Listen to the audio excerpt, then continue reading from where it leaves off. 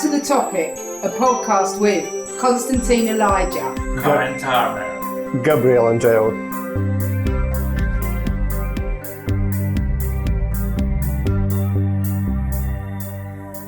My lover.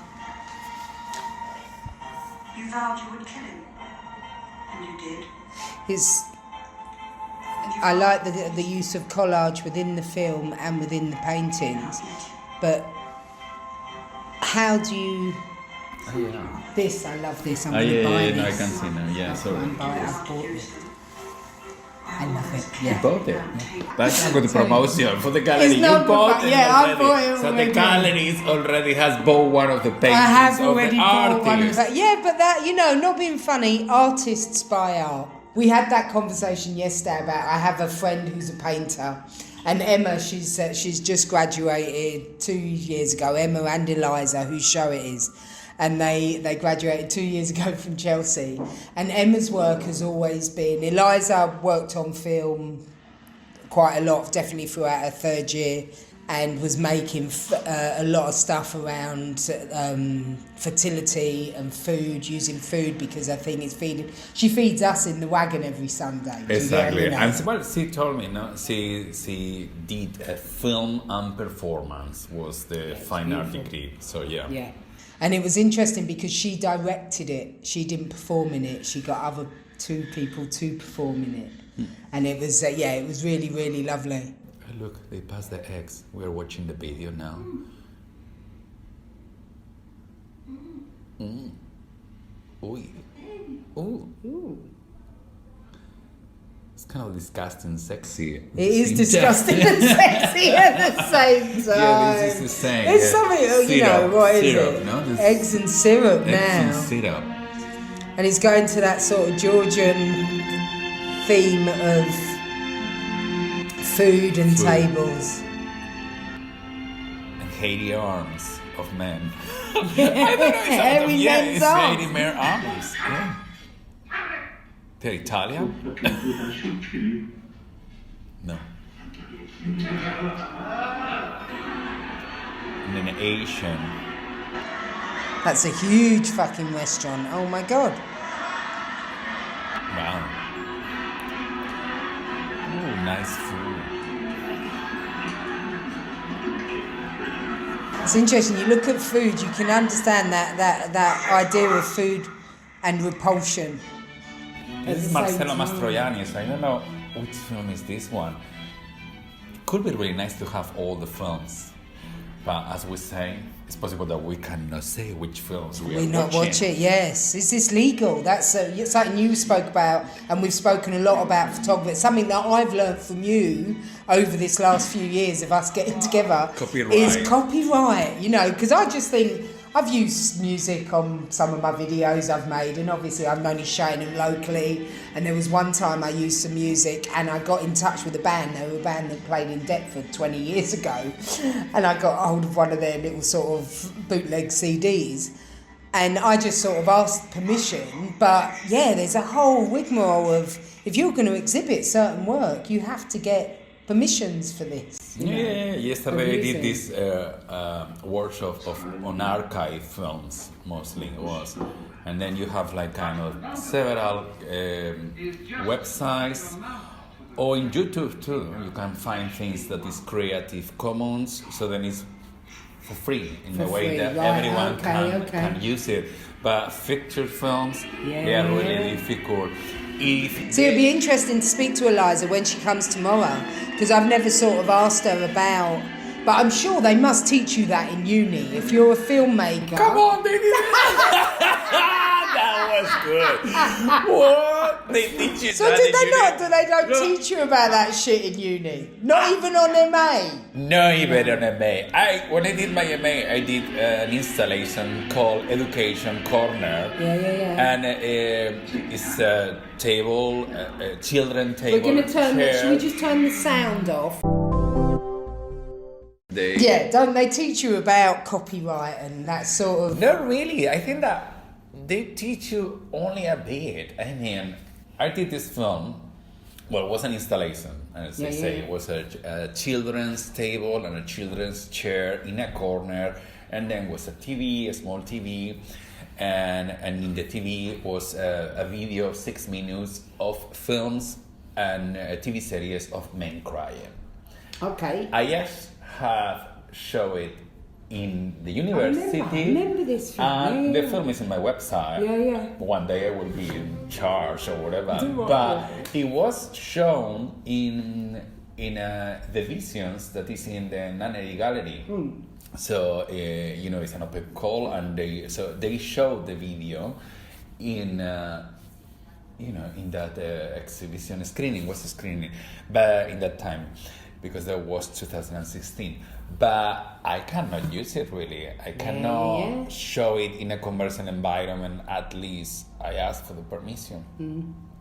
Okay, I'll have to ask Eliza that. But, don't let that put you off. The film's great, and I'm sure it's all found footage. After she graduated, she done a residency in the ladies' film that dealt with a lot of feminist film and stuff like that. So I'm sure if she didn't learn it at uni, she learned it there. Because it was an archive of film where people come and use it. Exactly, and it depends of the environment that you're going to use it. This is not a profit environment. We're not for profit environment. Exactly, it's fine. I mean, they put it in the Nunnery Gallery, and it wasn't profit.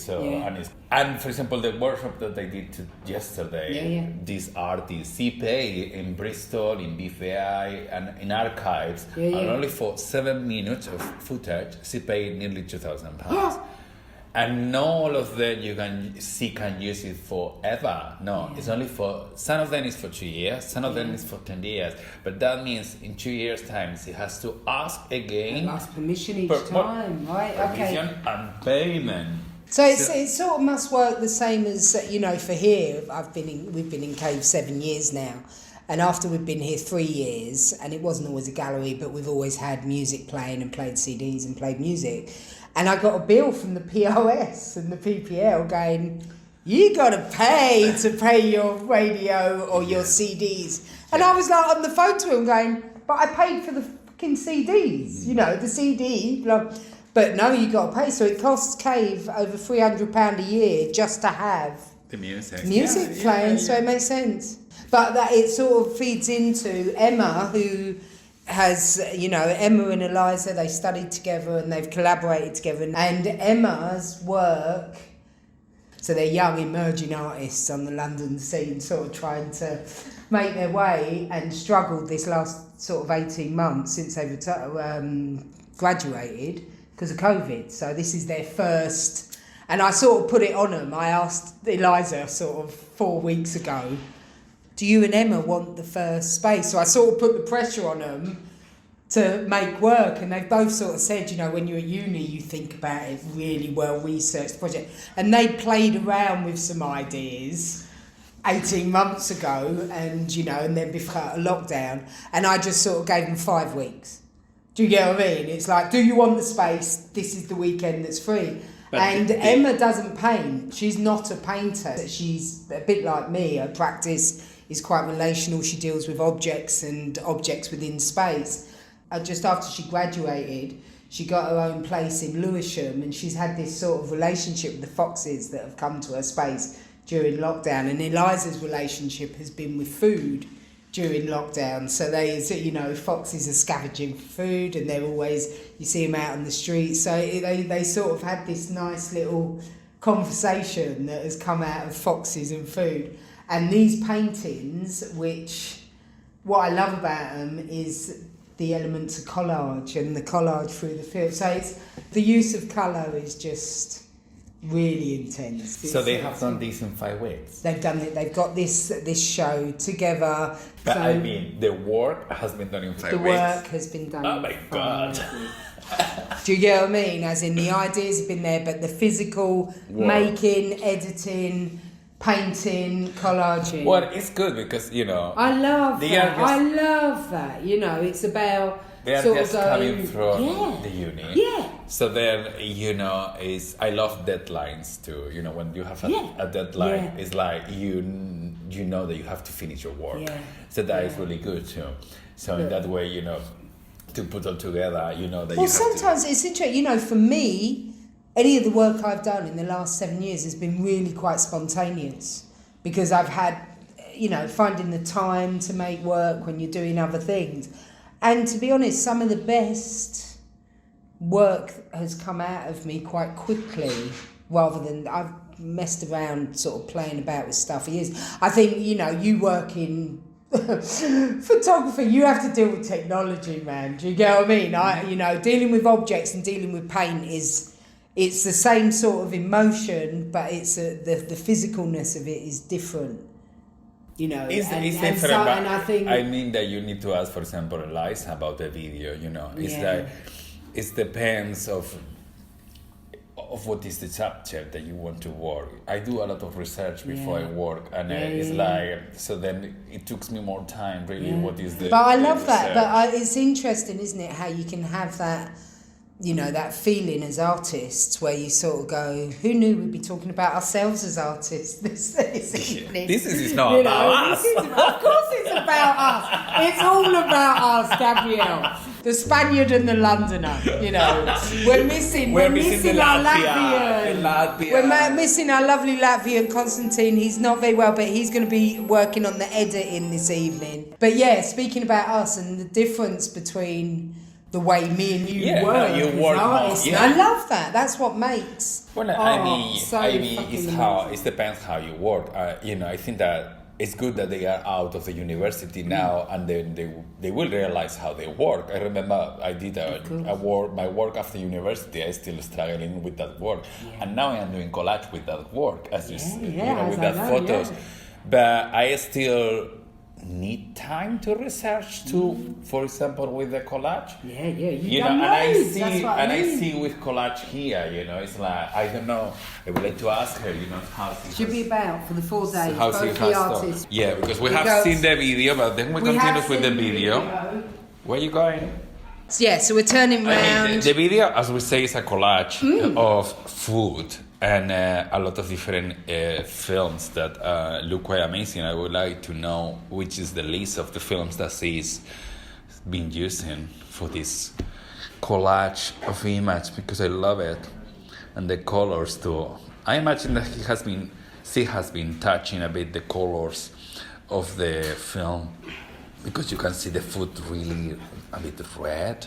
Well, one of the issues that they had in installation, when you work as collaborators and you have something that binds you, but your practices of painting, which needs good lighting, and then film, which is, a lot of the time you'd like it sort of darker. Yeah. So there was a lot of sort of moving around and playing with the projection, playing with the lighting to best light the paintings, but also not interfere. And because of the way that she's chose to install it, because of the way she's chosen to project it, it feels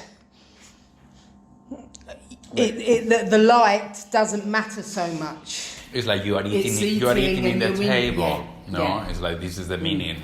She's projecting in the table. It's really colorful. No, all the time, but I imagine that she has touched a bit the colors, because you can see the red a lot. Because then you can see the red cuts. So, I think that is a relation between the video and it's the really paintings nice, because I was here for installation. They are cuts. Because you say foxes, but I saw that fox in white. See. So I think that it's got narrative. She's the whole thing. Or can be foxes. I don't know. Well, no, it's foxes. But to me, the painting that I have bought, or I would like to buy, if she doesn't get a better offer during the course of the next 4 days, I really hope she does, because that would be amazing for her as a young artist. I see this, and the reason why I love it is, and I said this to her, I said, it's because I can see cats, and I've got a cat, and me and Jodie love our cats, and I can see the River Thames, and the colours, this colour palette is like my wet dream colour palette. Yeah, it's true, it's the River Thames. So you got the Thames, and you've got our cat Cheddar, who's out and about, do you get what I mean? And when I said that to Emma, I said, I see cats, she said, it's all animals, it's just... for her, she's used foxes, but people see dogs. Different ones look like different things. And there's the egg mice here. There's the egg little characters that are eggs, which feed into the eggs into the video. Eliza's video. And it's her, this is Emma, so it's all quite self-portrayal of her story of the fight with the fox. And my cat Cheddar got bitten by a fox during lockdown, a street fox, and we had to take him to the Blue Cross, our cat Cheddar. Really? Yeah, so this, They attack each other because I have... Well, I think they probably they had a fight. He got a bite and it all got infected and we had to get antibiotics and because stuff. In my garden I have I used to have a lot of fox, not in my garden, in the garden below. I've seen it.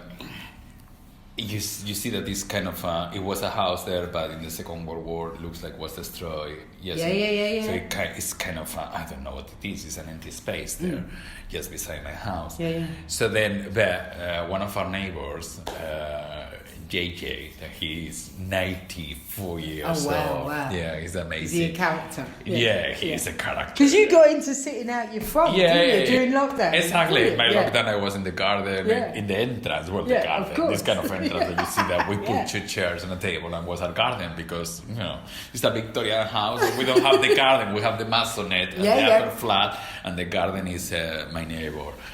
He has the big garden. Anyway, so JJ used to give food to the foxes. See. And so, Very controversial. But we used to see the foxes a lot before, and now I don't know why he stopped it, because you can ask him, but I don't think that you get any sense of what he's saying.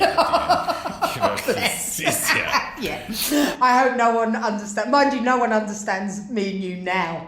Well, Do you know what I mean? Imagine when we're 94 if we're making will be that a mix between fun. Spanish, English, Catalan. Yeah. And I don't know if I learn another language because Italian I'm forgetting. But yeah. So yeah, and it's really you still see. Do you think he stopped feeding them because someone maybe made a complaint? It's because possible. People do that. Yeah, because we're really torn, aren't we? Between that, our city foxes now they've sort of come into the city. And I love seeing them. And, I've got a friend who's in Greenwich and she had one sort of nested under a shed. And she sent some great videos of her and the babies. But when Cheddar got in a fight, and it was pretty obvious, Talia, who's our neighbour, had heard him, and she'd looked out and they'd seen a fox. Yeah. And he got infected. I sort of hated the fox, obviously, because he's attacked my cat, But for me as a Spaniard, the fox are really amazing because we don't have foxes in the city. No. But do you destroy your countryside the way that No, we have foxes in the countryside. Yeah, but the reason why the foxes have come to the city is because the countryside doesn't sort of supply for them anymore because our countryside has been taken over by agriculture. A lot of it. So that's what's pushed the fox to go to the city, into the cities. Like most sort of wildlife. But for me, the first experience with a fox, now that we are talking about foxes, was quite amazing. And this isn't some kind of description of a gay man, is it? Because I know we have bears. No. Do we have foxes? No, we are not talking about... No, we don't have any kind of... Do you not have a fox? No. Not a little... because Foxy's quite... No. You don't have a fox. What would describe a fox? No, we don't have a fox. We don't have a fox. Okay. Maybe we should decide who's a fox. Well, you can... you can make up. I am a goat. You're a goat. I'd say you're more foxy than goaty. Well, goat because my legs are hairy legs. Let's go with this. That doesn't exist either. So but funny. Just make it up. Here we go. But my first experience with a fox was when my first winter or summer, the first time that I was living here, 2006. And where was you? Rainbowscourt Park. My God. Sorry? Rainbowscourt Park. Ravenscourt. I still did. I can't pronounce that. Ravenscourt. Rainbowscourt. Raven. Ravenscourt. Ravenscourt. That's better. That's better. Park. Leave it in there. Park. Yeah. So I was walking to my house, and then I saw a fox in the other side of the street, and I kind of panicked because we are not. We are not used to the foxes in a space. We don't know. No, I don't panic now. I know that the poor of them, they are more scared, of you. of you. So, But in that moment, I was like, Off the go. I kind of stopped, and the fox stopped and started to look at me. The fox, oh, the foxy, I don't know. I was kind of, okay. And then I walk again, and the fox is there's a wall. I was like, oh my God. And then I started to kind of, running a bit, and the fox went to the park. I was like, oh. But, and then, then I realized that they are more scared. I remember, I can't remember my first experience of seeing a city fox, but it was definitely in my adult life. Really? We didn't have, I was born 1970. Someone could write in or listen to this and go, no, you're wrong, they were everywhere. But they weren't. I'd sort of, I grew up on sort of the council estates round in Pimlico. And but it's because there's foxes. There's no way they were there in the 70s. It's only been, I'd say, in the last 30 years that the city foxes have really become everyday things, as in no one really freaks out anymore. Yeah, no. They are really normal. It's new enough that we're all still a bit fascinated by them. So that's how new it is. If I'd been seeing foxes in the city since I was a kid, I wouldn't be that fazed by them now. Back to the topic, sponsored by Cave. Back to the topic, sponsored by Cave. Back to the topic, it's sponsored by... Sorry. Foxes and squirrels. Oh, squirrels are For example, interesting. Spanish people, when they come to London, they are like shocked. About seeing squirrels they in go the to Green Park or Hyde Park St. and James's, they come you and see eat out kind your of a lot of hands, squirrels, and I have a story for that. Ooh. I used to have one. You had a squirrel. Taxidermia Oh right. in the entrance of my house. You had a taxidermy squirrel. Was it a red squirrel or a grey A red squirrel? one.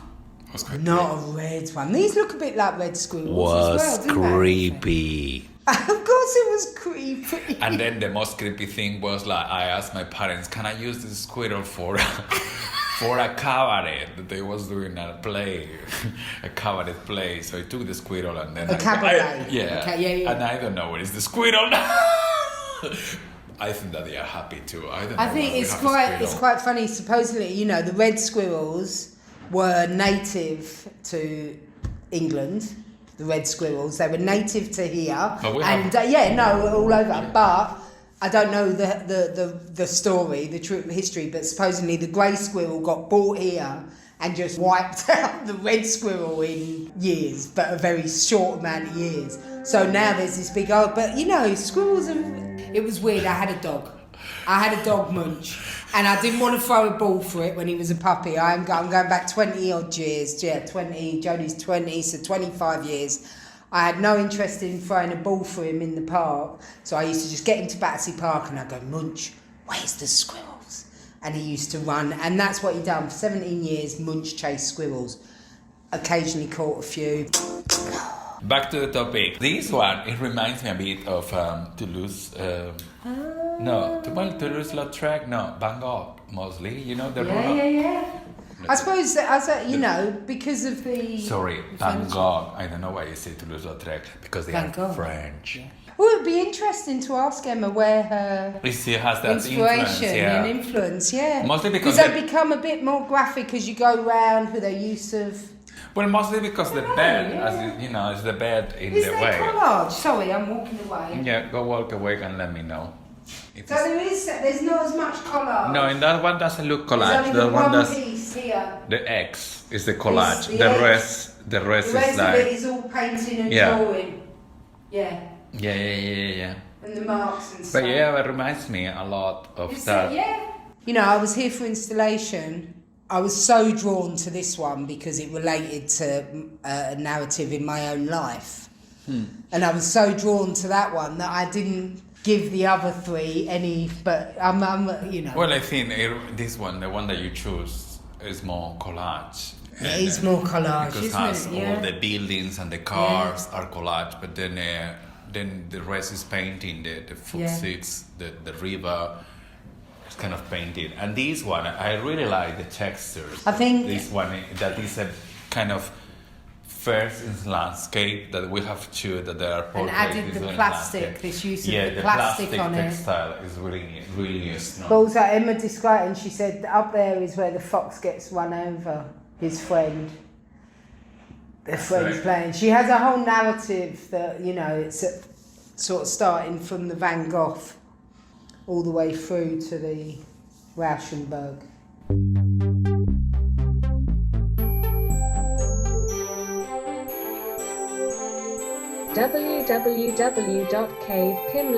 www.cavepimlico.co.uk.